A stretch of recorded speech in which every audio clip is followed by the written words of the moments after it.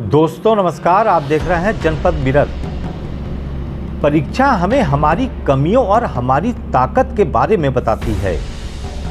यह एक ऐसे मित्र की तरह है जो हमें सच्चाई का आईना दिखाता है।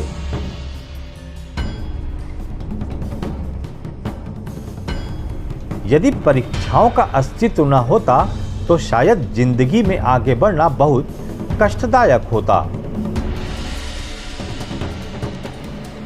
जी हाँ, आज हम आपको जिस परीक्षा के बारे में दिखाने व बताने जा रहे हैं वह है तो बहुत छोटी मगर काफी महत्वपूर्ण। जैसे कहा जाता है कि जिस तरह किसी भी मजबूत इमारत के लिए उसके नींव का मजबूत होना जरूरी है, उसी प्रकार शिक्षा क्षेत्र में भी प्राथमिक पढ़ाई का अपना महत्व है।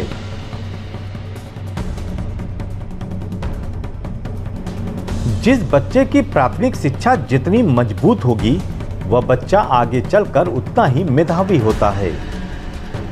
लेकिन यूपी में सरकारी स्कूलों में शिक्षा व्यवस्था किसी से छिपी नहीं है। तभी तो सरकारी स्कूलों में अच्छे घरों के बच्चे पढ़ने नहीं जाते और इस पर गरीबों का स्कूल होने का ठप्पा लगा हुआ है। इतना ही नहीं, स्कूल में पढ़ाने वाले अध्यापक भी अपने बच्चों के एडमिशन सरकारी स्कूलों में नहीं कराते। गुरुवार से यूपी में बोर्ड परीक्षा के साथ प्राथमिक स्कूल की परीक्षा भी शुरू हो गया। जहां एक तरफ बोर्ड परीक्षा को नकल विहीन व सकुशल संपन्न कराने के लिए शासन से लेकर जिले स्तर पर कई गाइडलाइंस जारी किए गए, वहीं प्राथमिक स्कूलों में पढ़ाई की तरफ परीक्षा का हाल भी बेहाल नजर आया।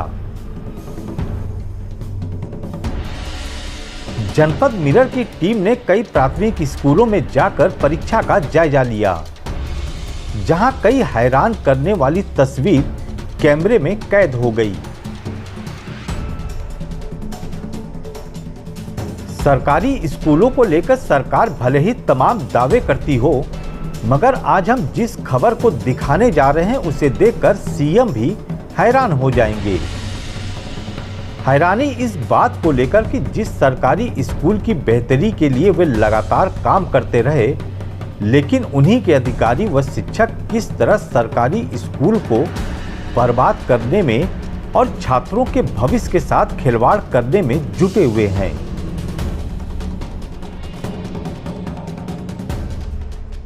आप तस्वीरों में भी देख सकते हैं कक्षा 3 में जो अंग्रेजी का पेपर है वही पेपर कक्षा 2 के लिए भी है।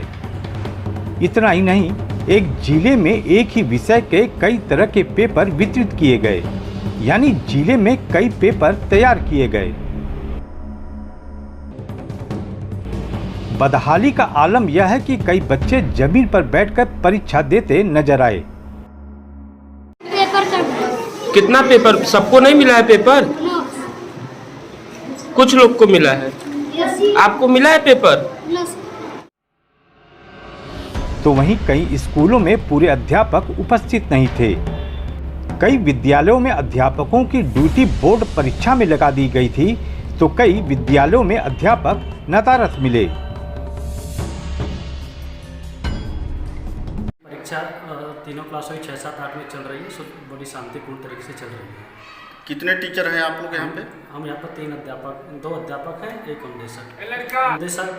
अनुदेशक और जो हेडमास्टर साहब हैं, उन लोगों के फ़ोन से वार्ता करने पर पता चला है कि उन्होंने फ़ोन किया हमारे लिए, तो वो तबीयत खराब है, आज आकस्मिक अवकाश में जी।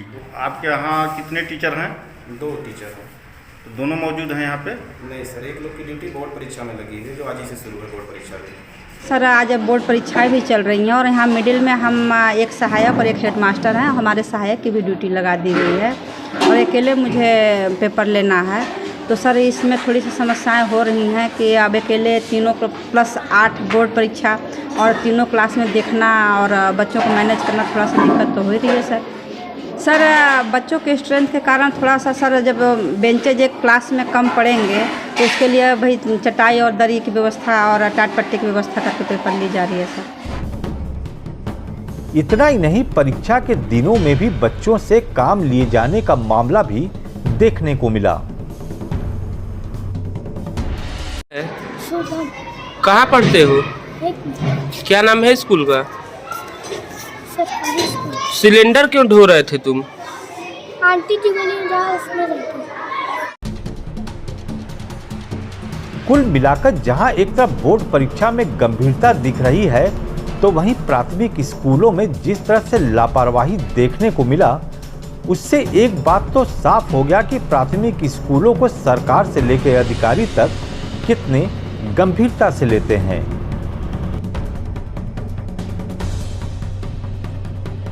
बहरहाल अब उम्मीद है योगी सरकार अपनी दूसरी पारी में इन सब कमियों से जल्द निजात दिलाएंगे और सरकारी स्कूलों पे गरीबों के स्कूल होने का जो दाग लगा है वह भी जल्द मिट जाएगा।